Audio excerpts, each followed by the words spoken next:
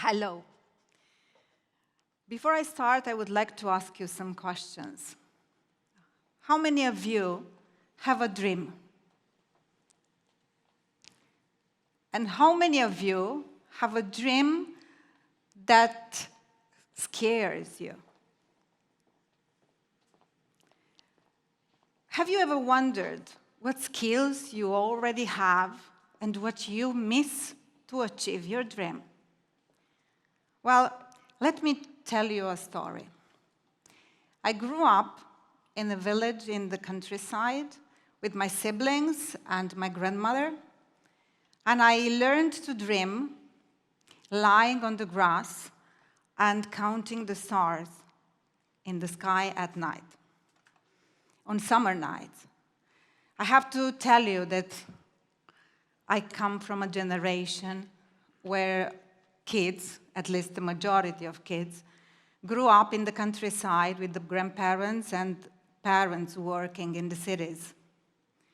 I don't know how, but I knew that one day I was going to be a teacher. So when I was 6 years old, I have to leave the village and come to Bucharest to my parents' house to start school as an ordinary kid those times. So after school, I used to play with my dolls, a few, as I didn't have many, and a toy monkey. They were my students, and I was the teacher. I will tell you a secret, the monkey was the naughtiest, and she was always punished. I won't tell you how. I just can tell you that my students were not punished that way. When I started studying English in the 5th grade, I knew that one day, when I grew up, I would like to be exactly like my beautiful English teacher who was wearing high heels. She taught me two of the most important lessons: determination and passion, and of course, wearing high heels. Time passed, and in the 8th grade, I decided to go to the pedagogical high school.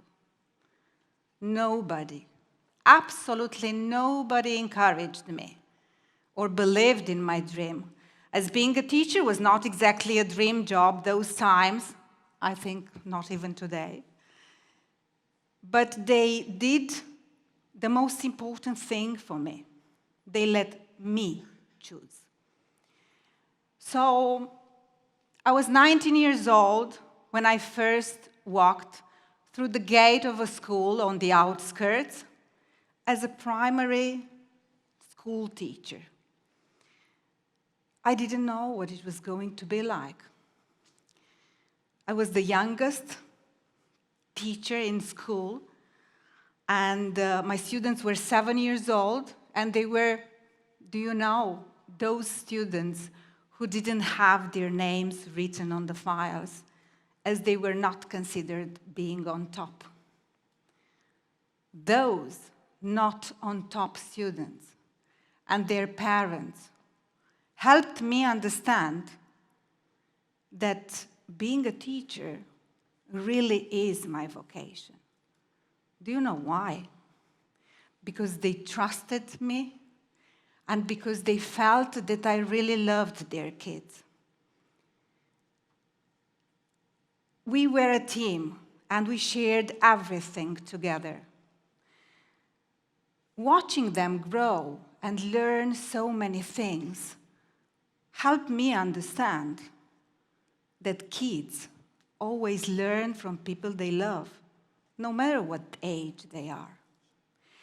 I was looking forward to the PE lesson where I could wear my tracksuit and my trainers, doing sports together with them. Remember, I was 19 years old, playing football, basketball, doing gymnastics in the gym. And that way, they helped me become a leader, not the teacher and the class. And even today, when they are grown-ups, and they have, the majority of them, their own children, We just talk sometimes and do things together. So I don't know exactly if I had a dream when I was little, very little, but I know that I always had a picture of me in my mind. Some of you told me at the beginning of my speech that you have a dream and some of you don't. It's okay also not to have a dream, as long as you explore yourself and as long as you try to find out what suits you the best. And even if you know, like I knew, what you want to become when you grow up, you have to know how to get there. Remember that the initial plan doesn't always match the reality. And that's good, because sometimes it can open other doors for you. Every experience you have teaches you a lesson.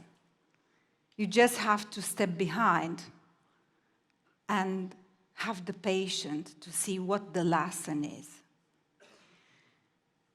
All the experiences and all the people that I have met in my life helped me understand that success is a consequence of the things that you do during a period of time and the effort you put into it. I used to play tennis when I was young for many years. And even now, after, I won't tell you how many years, I still use the discipline, the motivation, and the determination I used when I played tennis. So, what makes us different from the rest is the ability to improve. So every day, you, the young ones, and not only you, I think we as adults have to do the same thing. Try to be better than yesterday. Professionally, but also as a person, because I really believe that this is the only thing that depends on us. Look straight. Don't be afraid of failure, as it is part of the process. I used to teach my students using TED Talks. I was fascinated by TED Talks. And I dreamt that one day I was going to be a part of it. I even searched information how to attend these kind of events before they come to Romania. I have to admit that I hadn't seen myself on a stage in front of a crowd. But look, here I am today. Maybe I don't have the perfect job, but I have found the fulfillment. I do what I like every day. I can be creative. I enjoy teaching, and I learn something from every person and every student or every parent I meet. Once I received a gift card, and it was written, "To teach is to touch a life forever." I don't know how many lives I have touched on my way, but I do know that I was born to be a teacher. I was born to be an educator, and I'm very proud of it. So, dream big as you can, because at least half of it will become true one day. If not, somehow will be even bigger. Don't be afraid of anything. Have the courage to do wherever you want. And it is said that if there is a wish, there is always a way.